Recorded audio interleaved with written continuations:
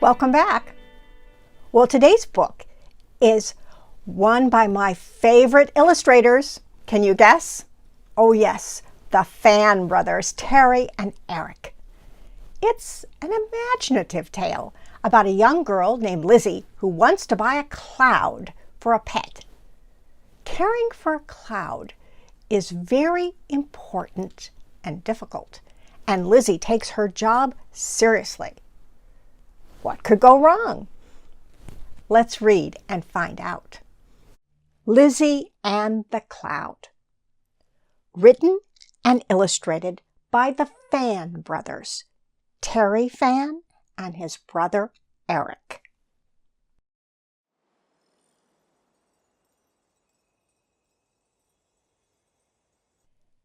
As you may remember, Terry was born in Illinois in the United States, but now lives and works in Toronto. And his work is a blend of traditional and contemporary techniques using ink or graphite mixed with digital. And he spends his days and nights creating magical paintings, portraits, and prints. His brother Eric is an artist and writer who also lives in Toronto. He was born in Hawaii, but grew up in Toronto. Like his brother, he attended the Ontario College of Art and Design, where he studied illustration, sculpture, and film. And he has a passion for vintage bikes, clockwork contraptions, and impossible dreams.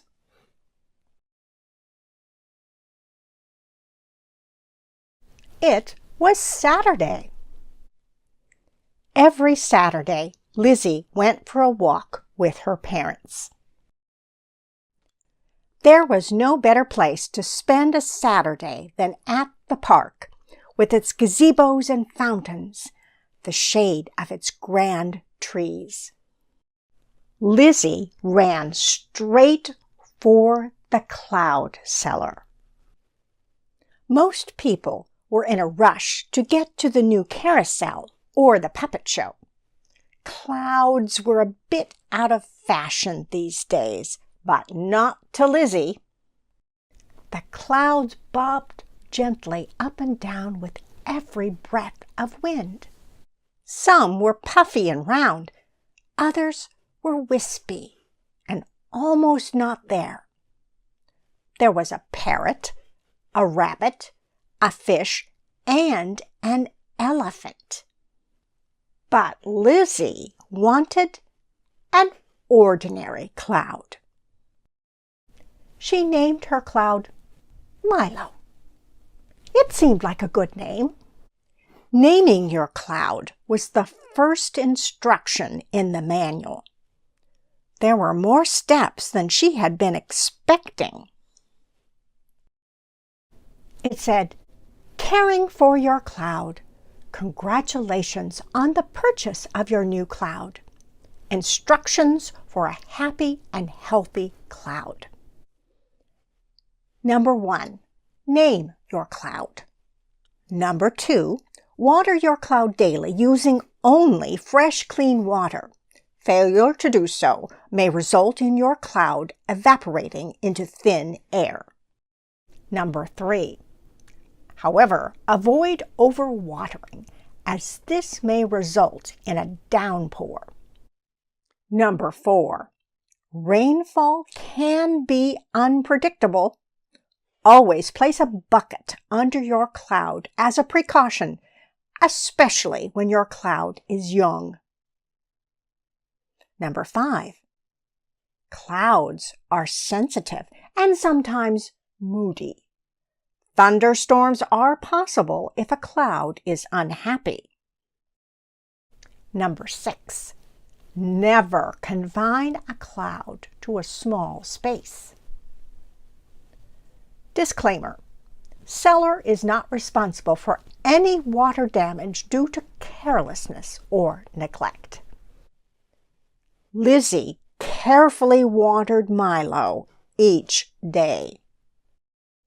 In return, Milo watered Lizzie's collection of rare orchids, plants, and ferns. On sunny days, she would take Milo with them on their walks.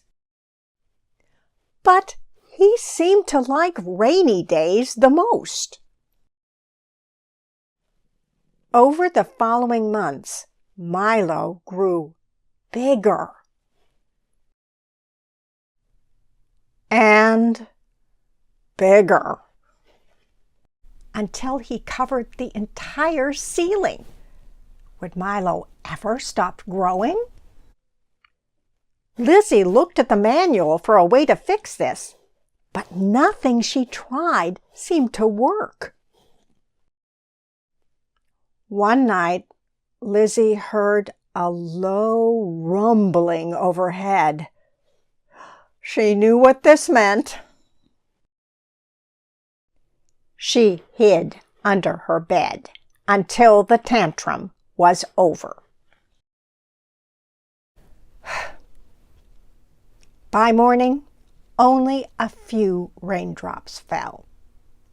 Milo looked regretful, if a cloud could be said to look regretful.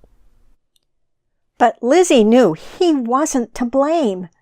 She had forgotten the most important rule in the manual. Never confine a cloud to a small space. Even though it wasn't in the manual, Lizzie knew it was time. Milo needed to float free. "Stay close to the bigger clouds," Lizzie called out to him, with a voice more suited to small, quiet rooms, not the big open sky. Soon, Milo couldn't be seen at all. Whenever the weather was cloudy, Lizzie would think of Milo. And if she ever spotted a particularly fluffy cloud, she would wave. Just in case. Number 7. Let your cloud float free. The end. So what did you think? Now, if you have a pet, a cat or a dog or a gerbil or a guinea pig, you know how much care they require. But seriously, a cloud as a pet? How do Terry and Eric Fan ever come up with these stories? Their books always make me laugh. Now, Psalm 104 in our Bible says, "Lord, the earth is completely full of things you have made, among them vast expanse of ocean teeming with countless creatures, creatures large and small, and Leviathan, whom you have made to amuse you."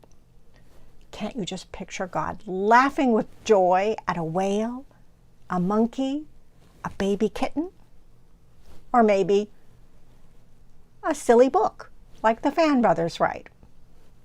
Our God is an awesome God who stretched the heavens out like a tent, made the moon to tell the seasons and the sun to know when to set.